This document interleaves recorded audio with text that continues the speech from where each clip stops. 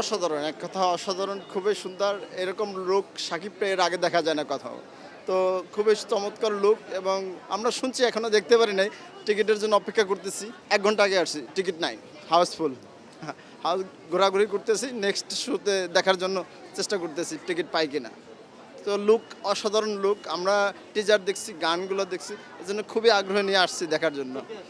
আমি আসছি, আমার বাচ্চারা আসছে, আমার ফ্যামিলি আসছে। এটা আসলে যার যার অনুভূতি সে প্রকার করতে পারে। এখন এটা না দেখে সে জায়গা থেকে আমি বলবো যে আমি এখনো দেখি নাই, তারপরে বলবো যে যেহেতু লুক বা গান টিজার এগুলো দেখে আমি দেখতে চাই। আমি বলতে পারি যে এখনো অসাধারণ সাকিবের এই পর্যন্ত। সে তো নিজেকে বারবার ভেঙে গড়াচ্ছে, নতুন নতুন জায়গায় তারা নিয়ে যাচ্ছে সে।